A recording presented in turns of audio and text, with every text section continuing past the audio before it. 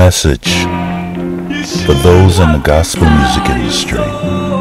And this message is near and dear to my heart because it deals with music. It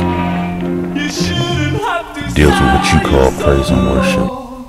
When you hear this one, it's serious. And I'm going to give a roll call. Pamela, Yolanda, Cece, Erica and Tina, Chantel, April, Shirley, Martha. You are a beautiful woman, there's no doubt. But you're whoring yourselves.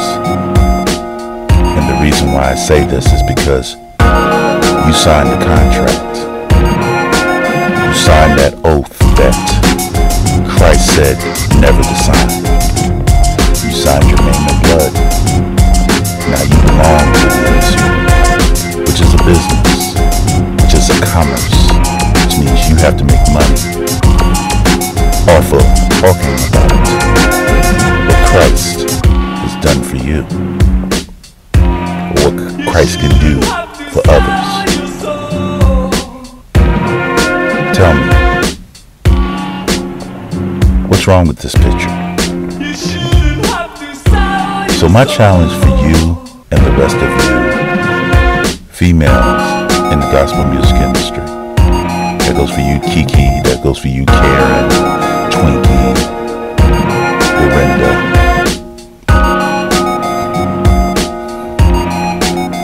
that goes for you Vicky, that goes for you Judy and Cheryl. What would you do for free? What would you do if there was no money there? That there was no fancy gowns or golden calves that you could win every year?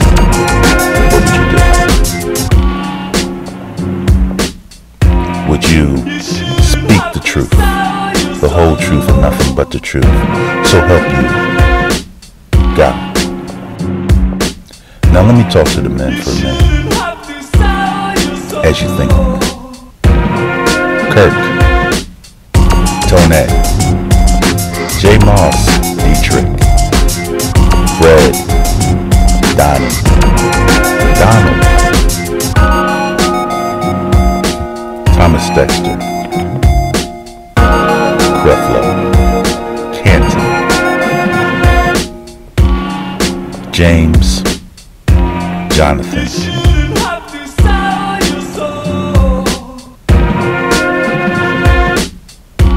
you're whoring yourselves as well. Because where's the masculinity? Are you so in touch with your feminine side that you cannot see the twist? That you cannot see the fine print in the contract that you signed? This goes for you too, Tyler. Because no matter how masculine you may try to play it, people can always know you as a person in a dress. So where's your masculinity? Do you know that God is not happy with you?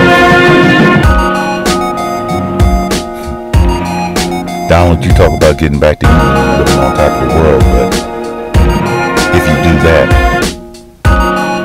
then where's Christ in this? You nullify him. You say he's not necessary.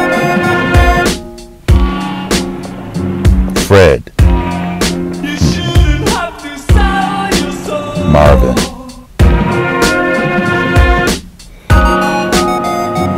Ty,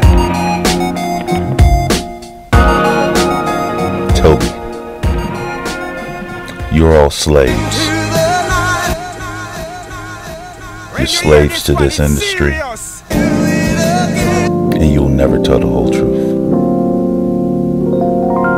And it's a shame because people need the truth. No matter how hard-hitting it may be, no matter how persecuting it may be, people need the truth. and they don't need you to be on stage being a god to them. So I have a challenge for you. Do it without getting paid to do it. Do it without trying to judge people to become the next you, also known as Sunday's best. Do it without being under this man or this woman of God, because really what that sounds like is bedside manners right there. To all you in the gospel music industry, I beseech you to sell all that you have, to give all that you have. Give it all away so that God could use you. Or is that an empty promise? Because you have all lost your first love. You're like those sun worshipers, earth, wind, and fire. Because after the love is gone, see, something along the way went wrong. And it's because you were looking for the fame. You were looking to be live on stage.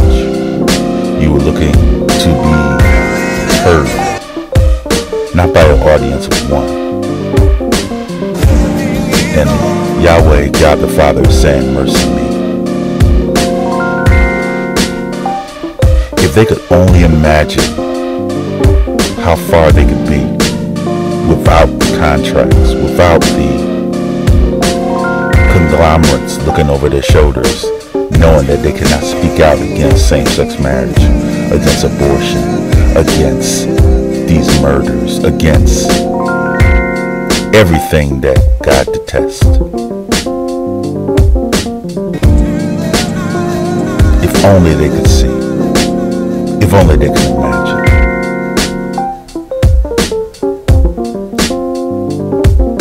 But they can't. Because they're caught in this catatonic trance. And they're caught in this cycloptic paganism that is the gospel music industry. They're waiting for their music to be broadcast and incorporated. They're waiting for their royalties, like their kings and queens. Or maybe it's vice versa. You shouldn't have had to sell your soul, but you did. You saw the gold at the end of the rainbow, but you didn't see the mind control. Because they have controlled your mind. And the love of God is not in you. This is a message to you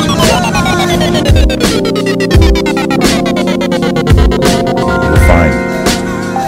MC Double34 Music. Peace be with you.